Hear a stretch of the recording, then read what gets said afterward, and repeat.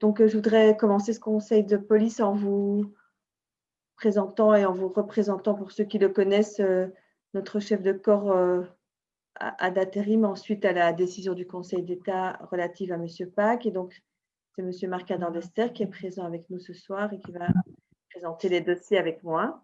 Je vous remercie pour sa présence. Je voulais vous dire aussi que nous aurons une information sur cette décision du Conseil d'État en huis clos, qui vient, notre avocat, Maître Henri, nous rejoindra pour vous donner les informations sur la décision et répondra avec le collège à vos questions.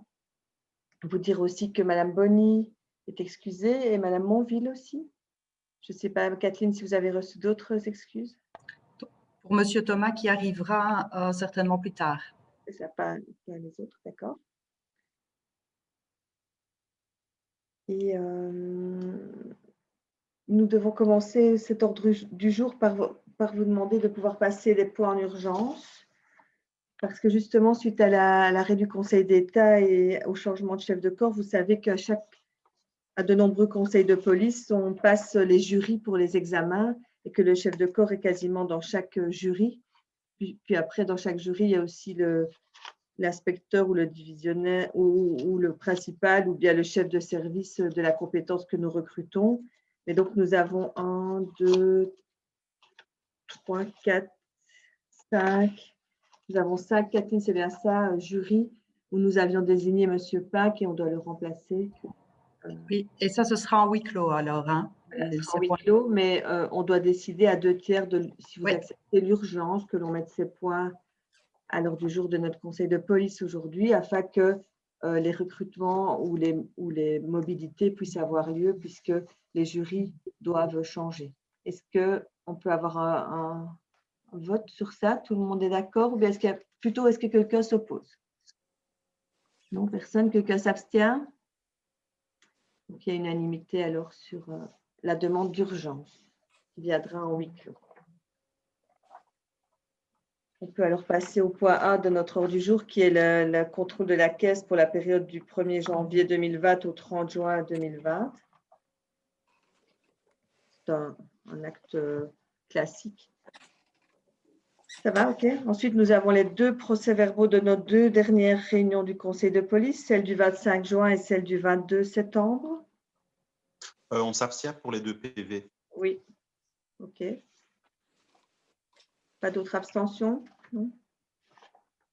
Nous aussi, comme d'habitude. Hein, c'est pour ça que je le demandais, Cécile. Oui, oui, pardon, mais il faut le temps que je débouche mon micro. Ça va, pas de souci, je me dis chouette. Mais bon. Ceux qui s'abstiennent, est-ce qu'ils peuvent lever la main pour être sûr? Donc, Monsieur Laragi, Madame… Ok, parfait, merci. Tu as vu tout le monde, c'est 3 personnes, hein, si j'ai bien vu. 5, 3 plus 2. 5. Ah oui, je n'ai pas vu Netza, oui, donc, nous sommes alors au point 4 qui est la mobilité, ouverture d'emploi. Vous savez qu'on fait chaque fois un résumé de la situation des emplois dans la zone. Donc, vous avez vu le rapport, on n'a pas besoin d'officiers, la situation des cadres moyens dans l'attente, il n'y a pas, dans l'attente des résultats des emplois des INPP et des sélections, on n'a pas d'autres emplois à ouvrir pour le moment. Au niveau des inspecteurs, nous n'avons pas non plus encore tous les résultats. Par contre, nous avons besoin d'engager un assistant niveau C pour GAO et le fameux consultant en communication niveau B avec lequel on vient enfin, parce que beaucoup d'entre vous vont être contents.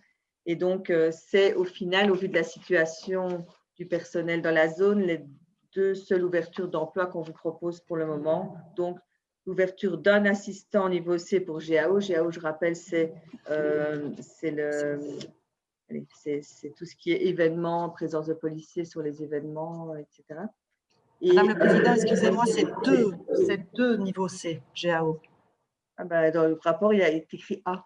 2. Ah, excusez-moi. 2, 1. Je ne sais pas ce que vous avez, vous, les autres, mais moi, j'ai 1. Donc, c'est bien 2 alors. Oui, oui, excusez-moi. 2 assistants niveau C, GAO et un consultant niveau B en communication.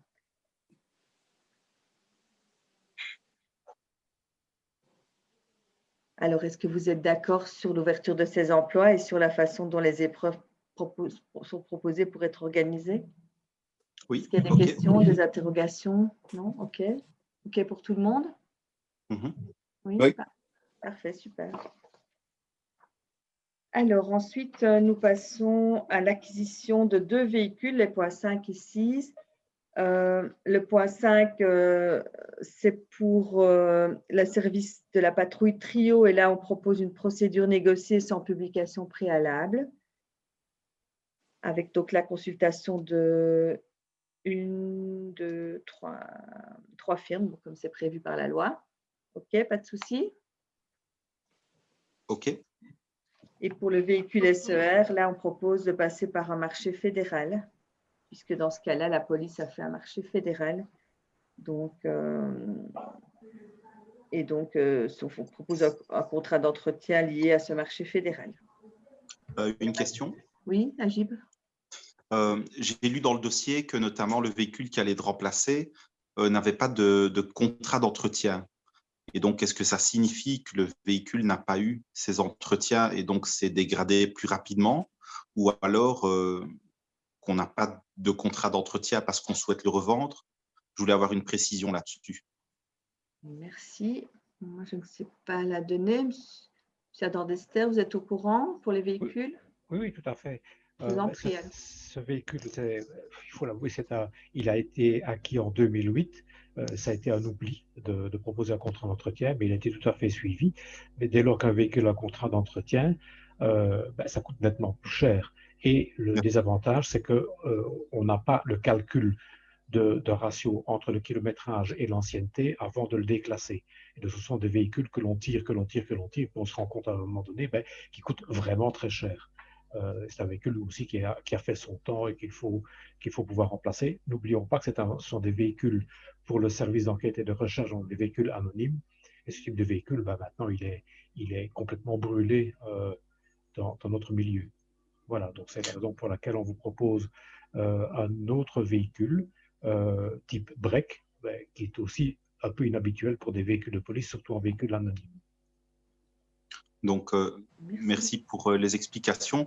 Est-ce qu'on peut juste faire une évaluation en interne et s'assurer que tous les autres véhicules ont bien un contrat d'entretien pour s'assurer que voilà, on puisse prévoir le moment où on doit les remplacer et ne pas se retrouver dans une situation où par manque d'entretien, il faut les remplacer plus vite? Oui, attention, le fait qu'il n'y ait pas de contrat d'entretien ne veut pas dire qu'on ne les entretient pas. Là, on le fait de toute façon. Mais je peux vous garantir, tous les véhicules que nous avons actuellement bénéficient d'un contrat d'entretien. Ça faisait d'ailleurs l'objet d'une recommandation de l'étude Belfius qui étudie l'ensemble. Il n'y a que les zones les plus riches qui peuvent se permettre d'acheter des véhicules sans contrat d'entretien. Le meilleur système, c'est d'avoir des véhicules à contrat d'entretien et surtout ne pas les garder à partir du moment où ils ont atteint le ratio kilométrage-âge. Voilà. OK, merci beaucoup pour les explications. C'est OK pour moi. Est-ce qu'on a une idée du kilométrage du véhicule? Parce qu'il a quand même 12 ans, donc c'est quand même qu'il a été bien entretenu. Il est de 2008 et il a 12 ans d'âge. On a une idée du kilométrage? Je vois ici, je l'ai dossier sur les yeux, je ne l'ai pas, mais comme c'est un véhicule de service d'enquête et de recherche, en général, c'est des véhicules qui roulent nettement moins que les véhicules d'intervention. Les véhicules, enfin les combis que vous voyez habituellement, ça, ce sont des véhicules où on atteint bien avant l'échéance en ancienneté du véhicule le kilométrage pour le contrat d'entretien. Voilà. Mais ici, manifestement, c'est un véhicule qui n'avait pas un kilométrage énorme. Enfin, quoique maintenant, un véhicule de 2008, il pourrait rouler 200 000, 300 000 km sans trop de difficultés. Oui. Mais je n'ai pas la précision. Si vous voulez, on peut revenir vers vous pour vous donner l'information. Non, je suis totalement d'accord. Oui, c'est vrai que… On ne t'entend pas. On ne t'entend pas bien, Bruno. On ne t'entend pas. Est-ce qu'on m'entend mieux? Un petit peu plus fort encore. Un peu plus fort, oui. Ah, voilà. Non, simplement, à titre personnel, je suppose qu'à la police fédérale, ce n'est plus comme à la gendarmerie, il n'y a plus d'MT, il n'y a plus de service maintenance, il n'y a plus rien. Tout se fait en extérieur. Ah oui, tout à fait. Sauf pour les véhicules pour lesquels il y a un grand nombre de véhicules de même type. Là, c'est plus intéressant, mais il n'y a que la police fédérale qui peut le faire. Mais nous pouvons être clients à la police fédérale aussi. Donc, mais nos véhicules donc, font partie des, comme pour la Skoda Octavia Combi, font partie des marchés fédéraux, mais c'est un type de véhicule que la police fédérale n'a pas. Parfait, merci. Merci.